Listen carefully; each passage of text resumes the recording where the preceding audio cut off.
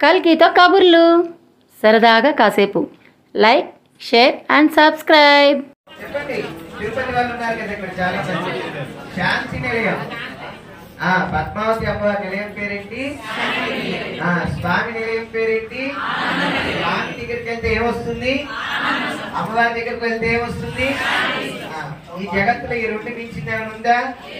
అందుకే స్వామి వారు వాల్యూ అనేటువంటిది ఎవరికి ఇస్తారంటే, ఎవరైతే అపారమైనటువంటి విశ్వాసము భక్తి చూపిస్తారో స్వామి వారు వారికి సరెండర్ అవుతారు. భక్తులున్నారా కనుక పక్కన వాళ్ళు ఎవరైనా ఏమైనా అనుకుంటారని, నా యొక్క వాల్యూ ఎక్కువని, ఇవన్నీ ఏమీ లేదు. స్వామి వారి దగ్గర భక్తి మాత్రమే మనకి ముఖ్యం. కనుక రెండు చేతులు నమస్కారం చేసుకొని గట్టిగా స్వామి వారికి వినబడేలాగా ఆ సంకల్పాన్ని పలకండి.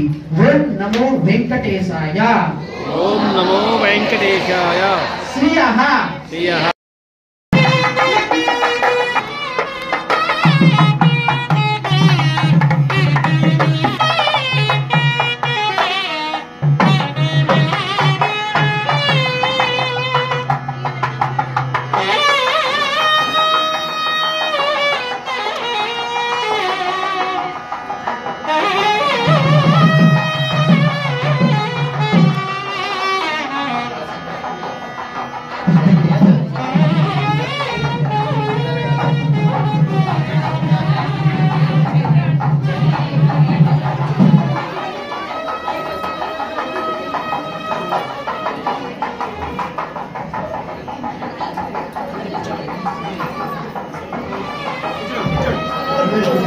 ఇతరత్ర మాటలన్నీ కూడా పక్కన పెట్టి, దూరవాణి ఫోన్ అన్ని కూడా పక్కన పెట్టి ఈ యొక్క మహాసంకల్పాన్ని వినండి.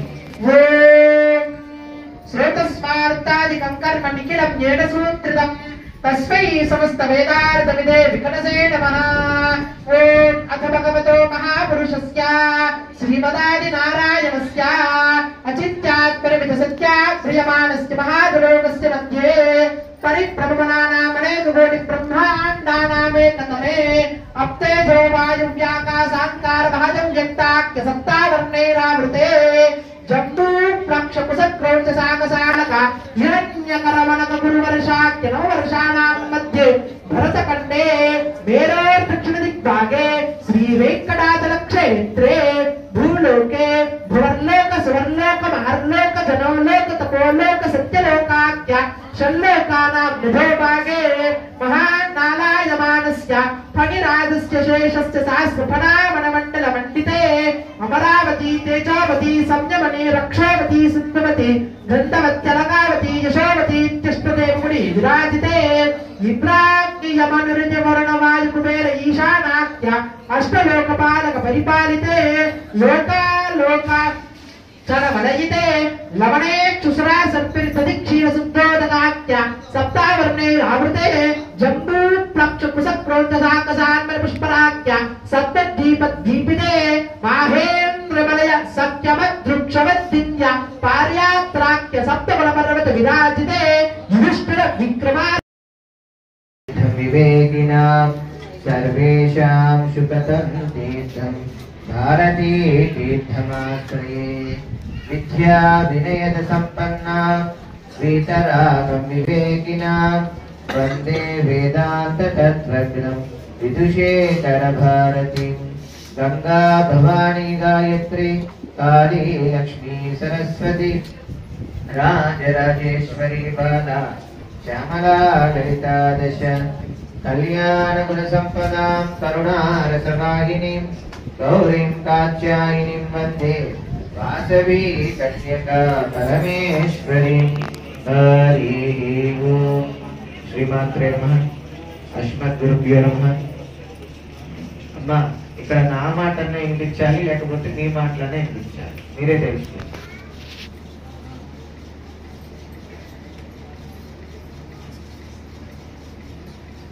అఖిలాండ కోటి బ్రహ్మాండ నాయకుడు ఆది పురుషుడైన శ్రీమన్నారాయణుడు కృతయుగంలో నారసింహుడుగా, త్రేతాయుగంలో రామచంద్రుడుగా, ద్వాపరయుగంలో కృష్ణ పరమాత్ముడుగా, ఈ కలియుగంలో వెంకటేశ్వరుడుగా అవతరించారు. స్వామి యొక్క అవతారము చాలా విశేషం. ఈ కలియుగంలో పరమాత్ముడు అర్చామూర్తిగానే మనకి దర్శనమిస్తాడు. ఏ మూర్తిగా? అర్చామూర్తిగా, అంటే స్వామి అర్చనలు పొందుతూ ఆ యొక్క రూపం ఏదైతే ఉందో అర్చన పొందుతున్న రూపంతోనే మనకి దర్శనమిస్తారు. అటువంటి వెంకటరమణుడి యొక్క కృప చాలా విశేషమైనది. భగవంతుడు ఏ రూపంలో వచ్చి మనకి దర్శనమిస్తారు మరలా అంటే దైవం మానుష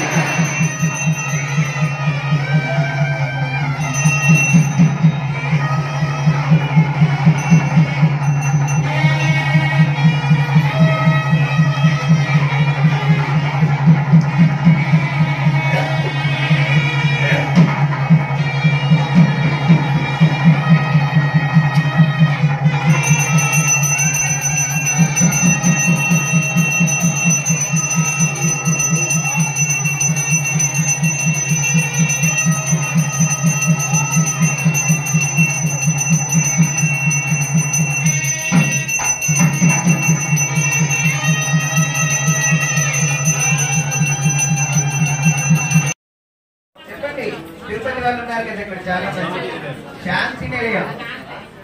పద్మావతి అమ్మవారి నిలయం పేరేంటి? స్వామి నిలయం పేరేంటి? స్వామి దగ్గరికి వెళ్తే ఏమొస్తుంది? అమ్మవారి దగ్గరికి వెళ్తే ఏమొస్తుంది? ఈ జగత్తులో ఈ రెండు మించింది ఏమైనా ఉందా? అందుకని స్వామి నిలయం పేరు, అది అమ్మ నిలయం పేరు. అంటే స్వామి దగ్గరికి వెళ్ళినా అమ్మ దగ్గరికి వెళ్ళినా మనకి వచ్చే అనుగ్రహం ఏమిటి అంటే విశేషం. ఆ విశేషమైన అనుగ్రహం ఎలా వస్తుంది అంటే ఆనందంగా కలుగుతుంది. ఎన్నో కిలోమీటర్ల దూరం వస్తారు ప్రయాణం చేసుకుంటారు, అవునా? ఎంతో కష్టపడి పైకి వెళ్తారు. క్షణ పర్యంతం అని చెప్పారు ఇందాక చూసారు స్వామి వారు. అట్లా క్షణకాలం స్వామిని అలా చూస్తే అన్ని మర్చిపోతాం. తోసినోడు, తల్లినోడు, గిల్లినోడు, గిచ్చినోడు, తొక్కినోడు అందరినీ మర్చిపోతాం. స్వామి యొక్క దృష్టి మన మీద ఒక్కసారి ప్రసరిస్తేనే అన్ని మర్చిపోయామే. నిజంగా స్వామి మనల్ని నిజంగా చూస్తే ఏమవుతుంది చెప్పండి? మన జన్మే ధన్యత చెందుతుంది. అటువంటి జన్మ మనది చాలా గొప్పది.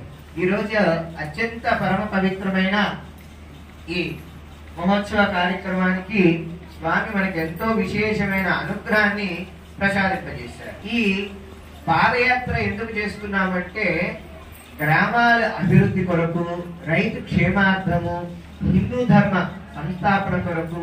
గ్రామాలు అధికంగా మన ధర్మం అనేది పాడైపోతుంది. ఈరోజు చూస్తుంటే గ్రామాలకు వెళ్ళిపోయి వాళ్ళకి ఏదో 4-5 మాయ మాటలు చెప్పటము, ధర్మాన్ని తప్పిదారులు కట్టించడము ఇలా చేస్తున్నారు. దానికోసమే ఈ పాదయాత్ర ఎన్నుకొని మనం ప్రతినిత్యం కూడా వెళ్తూ ఆ గ్రామాల్లోనే ఉంటూ చేస్తూ వచ్చాము.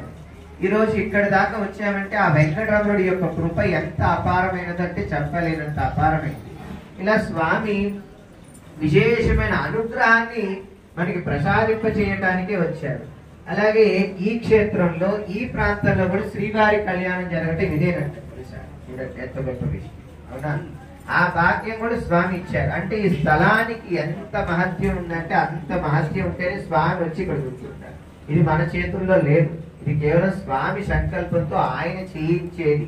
కాబట్టి అటువంటి విశేషమైన సంకల్పం స్వామి మనకి ఇచ్చారు. దాని ద్వారా మనం చేస్తున్నాం. ఇలా ఈ యొక్క పాదయాత్రలో ప్రతినిత్యము కూడా ధార్మిక ప్రబోధన చేస్తూ మనం చేసుకుంటూ వచ్చాం. అలాగే ఈ కలియుగ వెంకటరమణుడి యొక్క అవతారం చాలా విశేషమైనది. ఆయన యొక్క కరుణ విశేషమైనది, ఆయన కృప విశేషమైనది. ఆయనని ఎన్నిసార్లు స్మరణ చేస్తే అన్నిసార్లు ఆయన అనుగ్రహం ఉంటుందన్నమాట.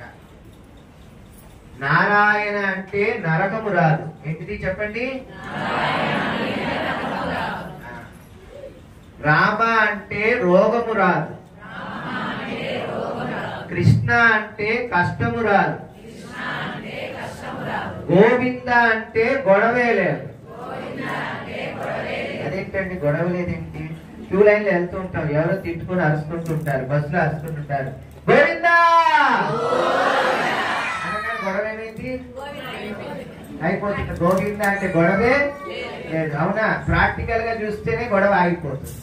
అంటే నిజంగా గోవింద నామాన్ని విశ్వసించి మనం గోవింద నామ స్మరణ చేసినా, గోవింద నామ జపం చేసినా ఫలం విశేషంగా వస్తుంది. అందరూ ఒక్కసారి 2 చేతులు జోడించి శిరస్సు మీద పెట్టి చెప్పండి, తలనొప్పి ఒళ్ళు నొప్పి ఏమున్నా పోవాలని స్వామి ప్రార్థించండి. ఏడు గంటలవాడా వెంకటరమణ, ఏడు గంటలవాడా వెంకటరమణ, శ్రీనివాస గోవింద, శ్రీనివాస గోవింద, ఏడు గంటలవాడా వెంకటరమణ,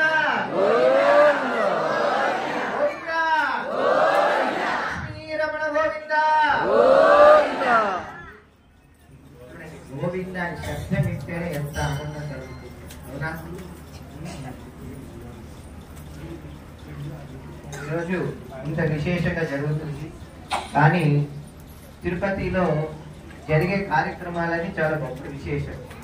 అలాగే తిరుమల ప్రాంత వాసులు, మహానుభావులు, పండితులు, సముద్రాల లక్ష్మయ్య గారు చాలా గొప్పగా, వారి శ్రీమతి గారు ఎన్నోసార్లు నుంచి స్వామివారు రావాలి, లేకపోతే స్వామివారు నన్ను చూడటానికి వెళ్ళాలి అని అమ్మగారు కోరుకుంటూ ఉండేవాళ్ళు. పెద్ద పెద్ద పండితులు, పీఠాధిపతులు, మఠాధిపతులు అమ్మను చూడంగానే అమ్మ అని ప్రేమగా పిలుస్తారు.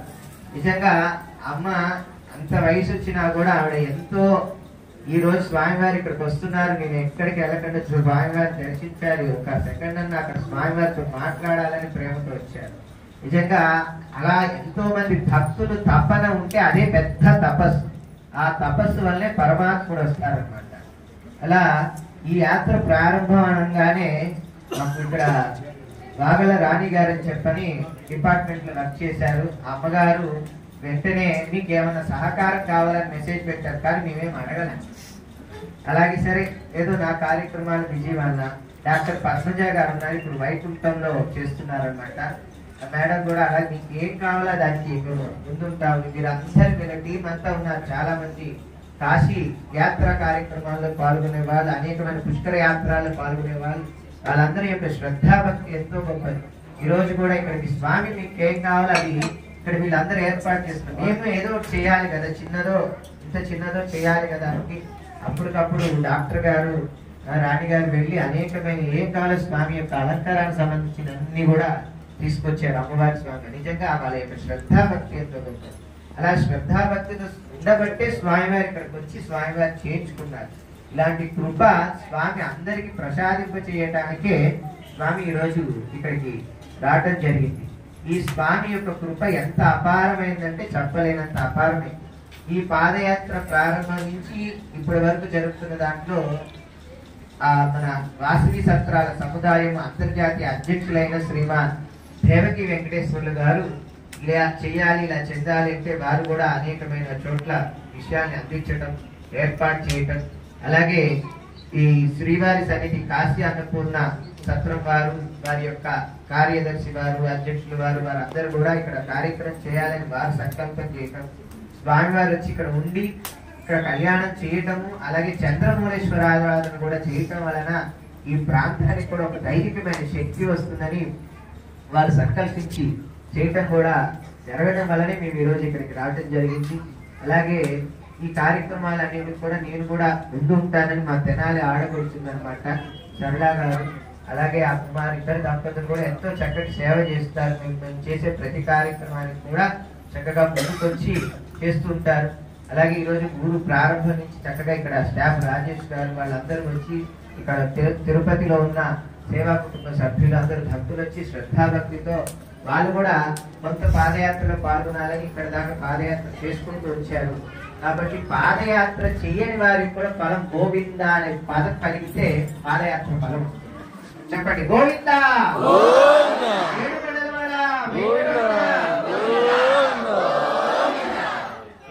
రాజహోమ కార్యక్రమం పూర్తి చేశారు. అలాగే ఇప్పుడు తర్వాత మాలా పరివర్తన, అక్షతారోపణ కార్యక్రమాన్ని చేసినాక అందరూ ప్రసాదం తీసుకొని వెళ్ళొచ్చు. ఈరోజు స్వామి మనకి అవకాశం ఇచ్చారు. రోజు ఏ ఒక పనులు ఉంటాయి, అవునా? ఏ ఒక పనులు ఉంటాయి. కాబట్టి స్వామి ఇలాంటి భాగ్యం మనకి ఇచ్చినందుకు మీరందరూ శ్రద్ధాభక్తులతో చక్కగా చేయండి. ఎందుకంటే ఈ శ్రీవారి సన్నిధి ఈ కాశీ అన్నపూర్ణ సత్రం వారు మనకి చక్కటి అవకాశం ఇచ్చారు, ఇలాంటి భాగ్యం ఇచ్చారు. ఇక్కడ పరివారం కూడా ఎంతో శ్రద్ధాభక్తులతో ఈ కార్యక్రమానికి చక్కటి సహకారంతో, కృషితో, సేవతో చేస్తున్నారు. కాబట్టి వాళ్ళందరికీ మనం ఇవ్వాల్సింది ఏమిటంటే ఒక్కటే, డిసిప్లైన్. ఏం చేయాలి?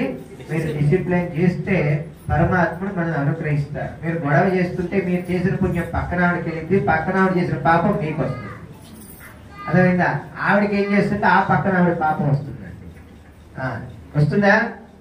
ఎలా వస్తుంది అంటే మరి కరోనా వచ్చిందా, మొన్న వచ్చిందా? కనిపించిందా? కనిపిలా. అది ఎలా నమ్మావో ఇది కూడా అలానే నమ్మాలి. నమ్మారా లేదా? ఇది కూడా అంతే. ఒక ఆయన వచ్చి భగవంతుడిని జీవించండి అన్నారు, నువ్వు కరోనాని జీవించాడు, వెళ్ళిపోయాడు. అంటే బాగా వినండి, అది ప్రభావితం చేస్తుంది. భగవంతుడు కూడా మనం అనుగ్రహిస్తాడు, మనం కూడా భగవంతుడు ప్రభావితం చేస్తాడు మనకు కూడా. ఆ విషయాన్ని తెలుసుకోవాలి. భగవంతు యొక్క శక్తి ఏదైతే ఉందో, ఆ చైతన్యం ఏదైతే ఉందో, ఆ జ్ఞానం ఏదైతే ఉందో అది మనకి ప్రకాశింప చేస్తాడు. ఆయన అనుగ్రహమే గొప్పది. చెప్తారు కదా, ఎందరికి అభయం ఇచ్చిన చెయ్యి, అవునా? అన్నమాచార్య చెప్పారు. స్వామి ఎప్పుడు ఇలానే ఉంటుంది, కానీ ఇలా ఉండదు కదా, అవునా? ఇలా ఉంటుందా? కానీ ఉంటుంది. ఇలా స్వామి ఎక్కడ ఉంటారు? అప్పలాగుంట్లో ఉంటారు. చూడండి, అప్పలాగుంట్లో ఉన్న స్వామి కూడా మనం అనుగ్రహిస్తారు. అక్కడ మాత్రమే ఉంటారు. ఇవాళ నేను ఇక్కడికి వచ్చినాక అక్కడ ప్రధాన స్వామి అది వారికి తెలియదు మేము ఇక్కడికి వచ్చాను అంటే. చూడండి, ఎందరికి ఆయన పూజ చేసి బాలస్వామితో మాట్లాడాలని ఆయన అనుకున్నారు. స్వామి ఆ రూపేణ అభయం ఇచ్చారు. అలా స్వామి యొక్క కృప చాలా విశేషమైంది అనమాట. కానీ స్వామి ఎప్పుడుని మన స్వామిని స్మరిస్తూ స్వామి పాద చరణాలు పట్టుకుంటే స్వామి మనల్ని ఎప్పుడు అనుగ్రహిస్తుంటారు. కాబట్టి స్వామి యొక్క లీలలు ఉంటాయి, అవే మనకి పరీక్షలు అనమాట. ఆ లీలలన్నీ కూడా మనం చక్కగా ఆనందంగా అనుభవిస్తుంటే స్వామి మనకి కృప చేస్తారనమాట. చక్కగా ఇప్పుడు కార్యక్రమ వాయిద్యం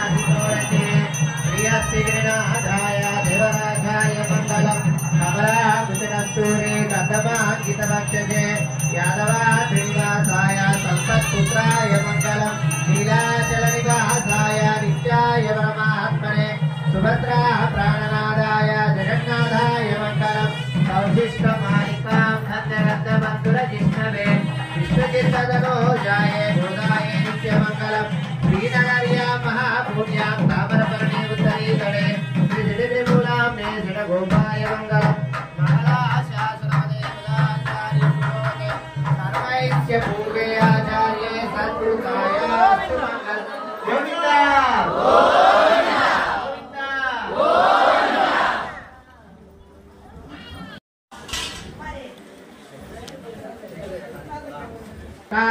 आदि मध्यांतरहितस्य श्री भूनीला समेतस्य श्री श्रीनिवास स्वामिनः प्रीत्यर्थं श्रीनिवास कल्याण महोत्सव समये स्वामिनः ऋग्वेद प्रियः ऋग्वेदमवधारया हरिः ओम् अग्निमीले पुरोहितं यज्ञस्य देवभृत्विदं होतारं रत्नदातामं हरिः ओम् स्वामिनः यजुर्वेद प्रियः यजुर्वेदमवधारया ओम् इषेत्वार्जेत्वा पायवस्तदेवोपस्तपिता प्रार्पयतु श्रेष्ठतमाय कर्मण आप्यादत्तमज्ञया देवभागभूर्जस्वते पजस्वते प्रजापतेरणमेव अयक्ष्मामामस्तेन ईशतमा गजपुंसा रुद्रस्य हेतुः परिवामृणत्तद्रवा अस्मिन् गोमदास्यादभवेत् यजमानस्य पशून् पाहि हरिः ओम् स्वामिनः यजुर्वेद सामवेदमवधारया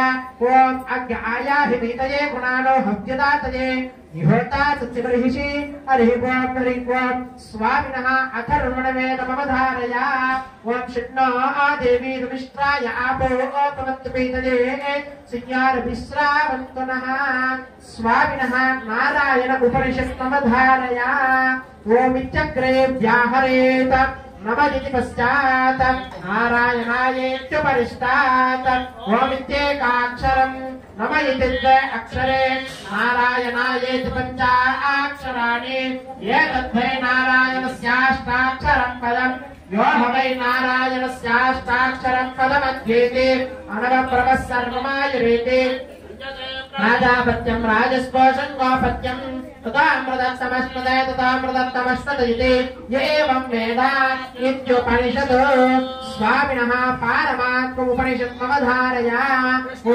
सर्वेषामधिपतिः परमः पुराणः परलोकानामिदोदितात्मं भवते पवाय नमः स्वामिनः वैखानसकल्पसूत्रमवधारया ओम् अथ निषेकान् संस्कारां व्याख्यास्यामः ऋतसङ्गमनगर्भादानपुंसमन श्रीमन्तविष्णुमनिदानकर्मार्थान नामकरणान्नप्राशन प्रवासागमन पिण्डवर्धन शूलोपनयन पारायण व्रतमन्त्रविसर्गोपाकर्म पाणिग्रहणानीति अष्टादश संस्काराः शारीराः ओम् बिन्दत्रिकोणमशकोणदसारयुग्ममन्वस्त्रनागदनषोडशपत्रयुक्तम् वृत्तत्रयं च धरणे सततत्रयं च श्रीचक्रराजवृदितः परदेवताया स्वामिनः शङ्कराभरणरागमवधारया शङ्करा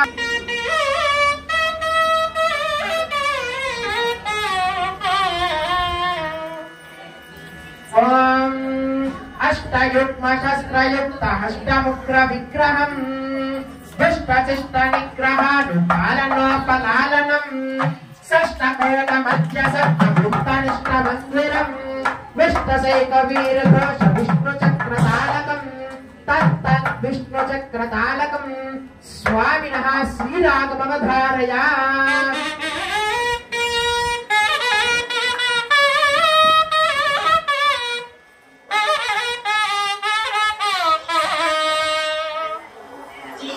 त्रिपुटथालमवधारया